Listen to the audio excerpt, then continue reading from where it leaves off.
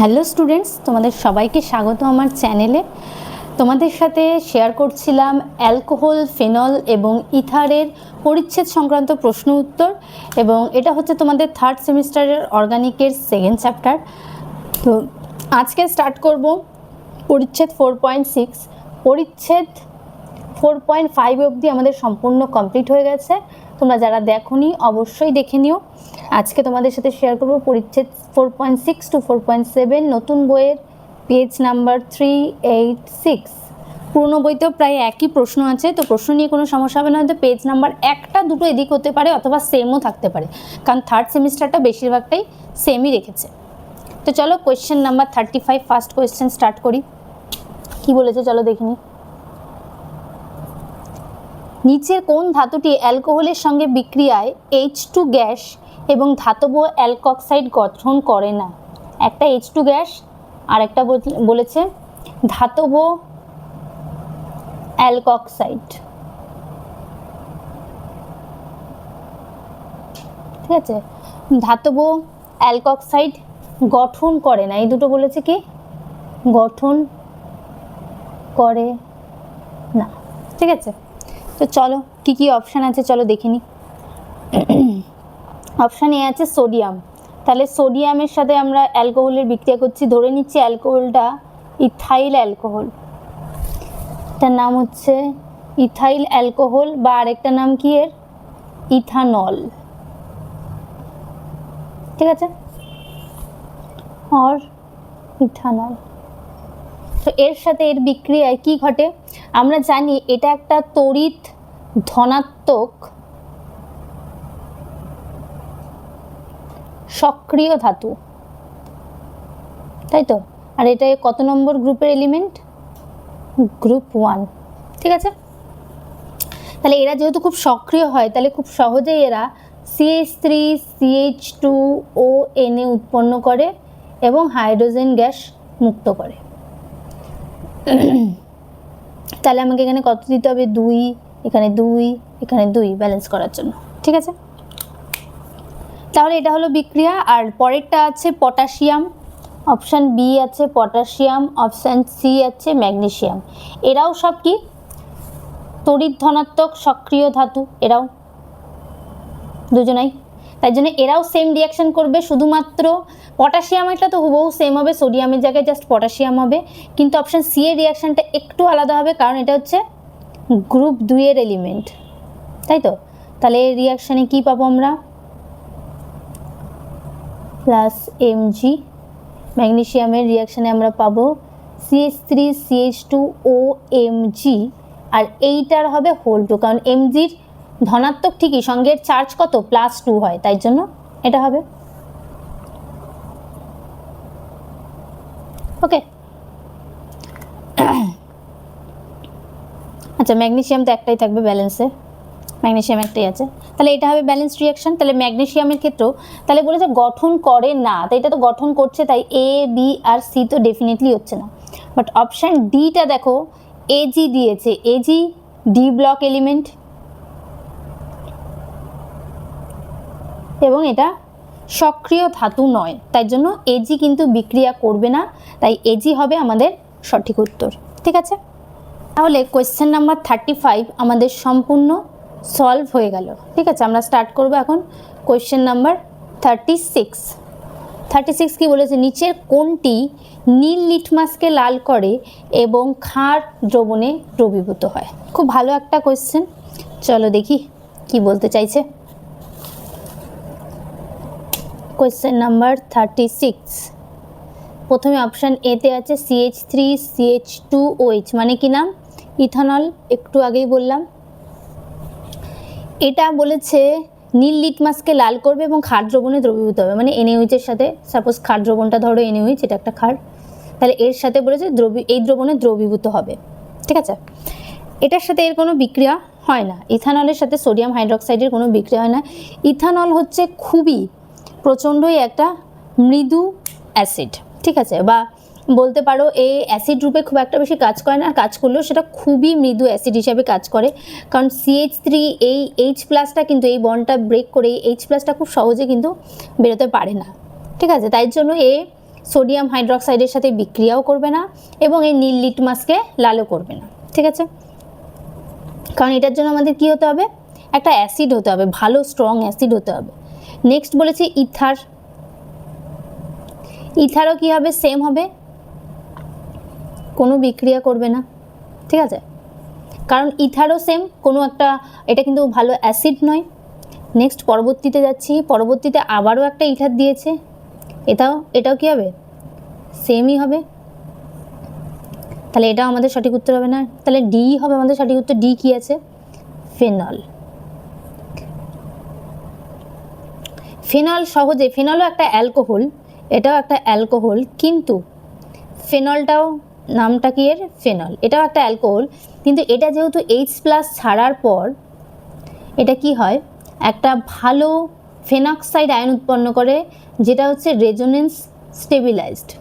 তার জন্য কি হয়, এটা তৈরি হতে পারে আর বাকিগুলো তৈরি হতে পারে না। এটার কথা বলছি স্পেসিফিক্যালি, এই অ্যালকোহলটা।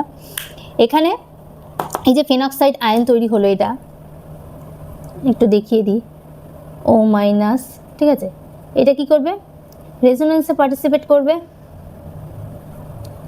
নেগেটিভ চার্জ, ডবল বন্ড ও, আর যেটা যেমন ছিল তেমন। তারপর আবার কি হবে, এটা এখানে আসবে, এটা এখানে চলে আসবে, রেজোনেন্স হচ্ছে কন্টিনিউয়াসলি, এখানে হবে নেগেটিভ, এই দুটো বন্ড তৈরি হলো, ডবল বন্ড ও। তারপরে আরেকটা কি তৈরি হবে, আবার এই নেগেটিভ চার্জটা এখানে যাবে, এটা এখানে আসবে, দেন কি পাবো আমরা, এই বন্ডটা, আর এখানটা একটা নেগেটিভ চার্জ, ডবল বন্ড, ওটা লেখার জায়গা নেই, ও। আবারও একটা পাবো লাস্ট, এটা। তাহলে রেজোনেন্সের মাধ্যমে আমরা কি দেখতে পেলাম, যে বন্ডের ওরিয়েন্টেশনটা পাল্টে গেল। তাই জন্য কি হয়, ফেনক্সাইড আয়নটা যেহেতু তৈরি হয়, তখন এটা একটা শক্তিশালী অ্যাসিড রূপে কাজ করে, খুবই স্ট্রং অ্যাসিড এটা। ঠিক আছে, কারণ ফেনক্সাইড আয়নটা কি, রেজোনেন্স স্টেবিলাইজড। ওকে, এটা কি হলো, রেজোনেন্স স্টেবিলাইজড। ওকে,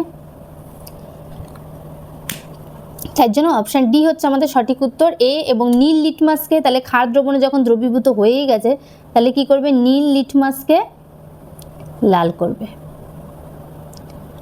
আর আমরা জানি যে যদি ভালো অ্যাসিড হয় তাহলে সেটা নীল লিটমাসকে লাল করে, আর যদি ক্ষার হয় তাহলে লাল লিটমাসকে কি করে, নীল করে।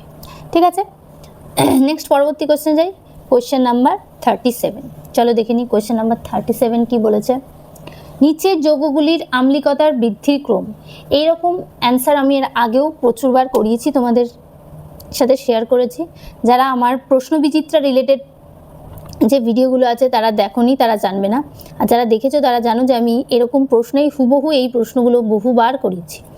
কারণ এটা খুব সহজ জিনিস, কিন্তু অনেকেই স্টুডেন্টরা এগুলোকে খুব ভয় পায়। তো আমি একটা খুব সহজ উপায় বলবো, যাতে তোমরা ঝটপট করে এগুলো করতে পারো। পারবে শুধু এইটুকু নয়, ঝটপট করে করতে পারবে। কিভাবে, সেটা আগে দেখার জন্য আমাদের কী করতে হবে, সবকটা আগে কী কী দিয়েছে কম্পাউন্ডগুলো সেগুলো লিখে নিতে হবে। তো প্রথমটা দিয়েছে ফেনল, তারপরেরটা দিয়েছে 2,4,6 ট্রাইনাইট্রোফেনল, তারপরেরটা দিয়েছে প্যারানাইট্রোফেনল, তারপরেরটা দিয়েছে 2,4 ডাইনাইট্রোফেনল, এটা হচ্ছে 4 নম্বর। ঠিক আছে, এটা হচ্ছে আমাদের প্রশ্ন যে কোনটার অ্যাসিডিটি সবচাইতে বেশি, অ্যাসিডিক স্ট্রেংথ জানতে চাইছে। ঠিক আছে, বা আম্লিকতা বৃদ্ধির ক্রম, তাই তো। তাহলে আম্লিকতা বৃদ্ধি, -I এফেক্ট যুক্ত গ্রুপ, খুব সহজেই যেটা করবে, যত বাড়বে অ্যাসিডিটি তত বাড়বে। খুব সিম্পল একটা কথা, এইটুকু যদি মাথায় রাখতে পারো তাহলে তুমি সব প্রশ্নের উত্তর দিতে পারবে। তাহলে এখানে সবকটাই কি আছে, -I এফেক্ট যুক্ত গ্রুপ, কারণ NO2 কি আছে, -I এফেক্ট। ঠিক আছে, তাহলে সবচাইতে বেশি কার মধ্যে আছে, এটার মধ্যে আছে, দেখতেই পাচ্ছ এই কম্পাউন্ডটা। আরেকটা কালি দিয়ে দেখাই, এই যে এটার মধ্যে আছে। ঠিক আছে, তাই জন্য 2 এর কি হবে, সবচাইতে বেশি হবে। তারপর কার হবে, তারপর সবচাইতে এটার মধ্যে 3টে NO2 গ্রুপ আছে আর এটার মধ্যে 2টো NO2 গ্রুপ আছে, এই যে এটা একটা আর এটা একটা, 2টো NO2 গ্রুপ আছে, তার মানে তারপরে আমাদের কি হবে 2 এর পর 4, তারপরে কটা আছে এটার ক্ষেত্রে 3, আর লাস্টে হবে 1, কারণ এর কোনো -I এফেক্ট যুক্ত গ্রুপ নেই। এবং -I এফেক্ট যুক্ত গ্রুপ বাড়ার সাথে সাথে কি হয়, H+ খুব তাড়াতাড়ি ছাড়তে পারে সেই কম্পাউন্ডটা, তাই জন্য কি হয় অ্যাসিডিটি ধীরে ধীরে বৃদ্ধি পায়। তাহলে আমরা কি বুঝলাম সহজ সরল ভাষায়, যে অ্যাসিডিটি মানে কি, যে যত তাড়াতাড়ি H+ ত্যাগ করতে পারবে তার অ্যাসিডিটি তত বেশি হবে, ঠিক আছে। এখন H+ কে তাড়াতাড়ি ছাড়তে পারবে, যার -I এফেক্ট যুক্ত গ্রুপ থাকবে সে তত তাড়াতাড়ি H+ ছাড়তে পারবে, তার অ্যাসিডিটি তত বেশি হবে। তো চলো দেখি নি এরকম অপশন কোন অপশানে রয়েছে। 2এরটা সবচাইতে বেশি এমন অপশন লাকিলি একটাই রয়েছে, তাই অপশান সি হচ্ছে আমাদের সঠিক উত্তর। প্রথমে 2, তারপর 4, তারপর 3, তারপরে 1, ঠিক আছে। তো এখানে যে অপশানগুলো দিয়েছে সেটাও খুবই সহজ অপশান দিয়েছে, তাই এটা করতে আমার মনে হয় না কারোর অসুবিধা হবে। আর তোমরা যদি এইটুকু মনে রাখতে পারো, যে কোনো প্রশ্নের অ্যাসিডিটি রিলেটেড যে কোনো প্রশ্নের উত্তর কিন্তু তোমরা করতে পারবে। নেক্সট পরবর্তী কোশ্চেনে যাই, কোশ্চেন নাম্বার 38। নিচের কোনটি NaHCO3 কে বিয়োজিত করে CO2 মুক্ত করে না? বলেছে কি CO2 মুক্ত করবে না, জানতে চেয়েছে। তো ভালো করে সবাই প্রশ্ন করবে, এখন কিন্তু বেশিরভাগই লাস্টে এই না কথাটা থাকে, ঠিক আছে। তো অপশান এতে আছে ফেনল, অপশান বিতে আছে, বাহ আগেরগুলো না মুছলেই কিন্তু ভালো হতো, আগেরগুলোই দিয়ে দিয়েছে খুব বহু, বেকার বেকার আমি আগেরটা মুছেছি, একদম সব সেম টু সেম দিয়ে দিয়েছে, শুধু আমি নাম্বারিংগুলো একটু চেঞ্জ করে দিলেই হয়ে যেত, তাই তো। আগেরটাতেই সব কটার নাম বলে দিয়েছি, সো এখন আর বলছি না, ছটপট করে এবার উত্তরটা বলি। CO2 মুক্ত করবে না বলেছে, ওকে। অপশান এ আছে ফেনল, ঠিক আছে। ফেনল হচ্ছে একটা ভালো স্ট্রং অ্যাসিড, এটা তো আমরা পড়লাম, ঠিক আছে। তাহলে তবুও এ কী করে, NaHCO3, এটা দরকার নেই আর তীরচিহ্নটা লেখার, NaHCO3, কারণ কি বলেছে সোডিয়াম বাইকার্বনেটের সাথে বিক্রিয়া করে CO2 মুক্ত করে কি করে না জানতে চাইছে। তো এ সোডিয়াম বাইকার্বনেটের সাথে বিক্রিয়া করে না, তাই জন্য এই CO2ও মুক্ত করে না। তার কারণ কি, ফেনল হচ্ছে একটা স্ট্রং অ্যাসিড, প্রথমে তো আমরা এটা পড়েইছি, সঙ্গে সঙ্গে আমরা এটাও পড়বো ফেনল হচ্ছে এইগুলোর তুলনায় উইক অ্যাসিড, তাই তো। আমি যদি এই চারটের মধ্যে কম্পেয়ার করি, আমরা একটু আগে কি বললাম, কার অ্যাসিডিটি সবচেয়ে বেশি, এটার, তারপরে এটার, না এটার, তারপরে এটার মধ্যে 3টে NO2 আছে, এটার, তারপরে এটার, তারপরে এটার। তাহলে আমি যদি কম্পেয়ার করি এই চারটের মধ্যে সবচেয়ে অ্যাসিডিটি কম এটার, তাই জন্য এ কী করবে, এর অ্যাসিডিটি ভালো আছে কিন্তু এগুলোর তুলনায় এতটাই কম, অনেকটাই কম, যার কারণে এই NaHCO3 সাথে বিক্রিয়া করে না, তাই আমাদের সঠিক উত্তর হবে এ। বিও হবে না, সিও হবে না, ডিও হবে না, ঠিক আছে।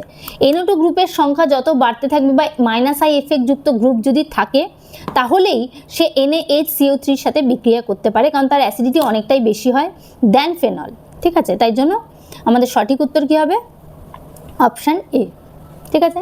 নেক্সট পরবর্তী কোয়েশ্চেনে যাই, কোয়েশ্চেন নাম্বার 39 কি বলেছে চলো দেখে নিই। নিচের কোনটি সর্বাধিক অম্লধর্মী, এগেইন সবচাইতে অ্যাসিডিটি কার বেশি জানতে চেয়েছে। অপশান এ কি দিয়েছে চলো দেখে নিই, অর্থোক্রেসল দিয়েছে, তারপরে এটা দিয়েছে হচ্ছে প্যারাক্রেসল, বি। সি কি দিয়েছে ফেনল, আর ডি দিয়েছে বেঞ্জাইল অ্যালকোহল, ঠিক আছে। এটার নাম কি, ফেনল বেঞ্জাইল অ্যালকোহল, এটার নাম হচ্ছে প্যারাক্রেসল, এটার নাম অর্থোক্রেসল, ওকে। এবার বলেছে নিচের কোনটি সর্বাধিক অম্লধর্মী। তো আমরা আগের প্রশ্নটায় কোয়েশ্চেন নাম্বার 37-এ আমরা কি পড়েছিলাম, যে -I এফেক্ট যুক্ত গ্রুপ যদি থাকে তাহলে, এখানে সবকটার মধ্যে কি আছে +I এফেক্ট যুক্ত গ্রুপ, তাই তো। প্লাস আই এফেক্টের গ্রুপ যত বাড়বে অ্যাসিডিটি তাহলে কী হবে, কমবে। ঠিক উল্টো হবে, কোয়েশ্চেন নাম্বার 37-এর উল্টো। তার মানে এইগুলোর অ্যাসিডিটি তো সবচাইতে কম হবে, এইটুকু আমরা শিওর, মানে এ আর বি তো হচ্ছেই না, ঠিক আছে, কারণ এটার মধ্যে প্লাস আই এফেক্ট যুক্ত গ্রুপ আছে, তা আবার অর্থোপ্যারা পজিশনেই আছে। আর ওয়েট গ্রুপটা কি, অর্থোপ্যারা ডিরেক্টিং। আমরা রেজোনেন্সের মাধ্যমে জানতে পেরেছিলাম যে এগুলো অর্থোপ্যারা ডিরেক্টিং, ঠিক আছে। ফেনল আর বেঞ্জাইল অ্যালকোহল, এবার এই দুটোর মধ্যে কোনটা সঠিক উত্তর হবে সেটা আমাদের বের করতে হবে। তো আমরা যদি এইটার এইচ প্লাসটা যদি ছাড়ে তাহলে কি হবে, এইটার ধরো এইচ প্লাসটা ছেড়েছে, তাহলে কি সে স্টেবল হচ্ছে? যদিও এইটার থেকে বেশি সঠিক লেখা এইভাবে, যেহেতু কার্বনের সাথে বন্ড করে আছে, ঠিক আছে, যাই হোক ব্যাপারটা একই। তো এইটা যদি আমি করি সেটা কি কোনো রেজোনেন্স স্টেবিলাইজড হচ্ছে বা কোনোভাবে স্টেবিলাইজড হচ্ছে না, কিন্তু যদি আমি ফেনক্সাইড আয়ন পাই, এইটা ফেনল যদি এইচ প্লাস ছেড়ে দেয় তাহলে আমরা খুব স্টেবল রেজোনেন্স স্টেবিলাইজড একটা স্ট্রাকচার পাচ্ছি, যেটার নাম কি, ফেনক্সাইড আয়ন। তাই জন্য আমরা যেহেতু এটা স্টেবল পাচ্ছি এইচ প্লাস ছাড়ার পর, তার জন্য সবচেয়ে বেশি অ্যাসিডিটি কার হবে, ফেনলের, ঠিক আছে। কারণ আমরা কি পড়েছি, যত তাড়াতাড়ি এইচ প্লাস ছাড়তে পারবে, তো এইচ প্লাস ছাড়ার পর তো স্টেবিলিটিও থাকতে হবে, যদি এইচ প্লাস ছাড়ার পর স্টেবল না হয় তাহলে তো সেই কম্পাউন্ডটার অ্যাসিডিটি কখনোই বেশি হবে না। তাই জন্য এই চারটের মধ্যে ফেনলের অ্যাসিডিটি সবচাইতে বেশি, তাই কোয়েশ্চেন নাম্বার 39-এর সঠিক উত্তর হবে সি, ঠিক আছে। নেক্সট পরবর্তী কোয়েশ্চেনে যাই।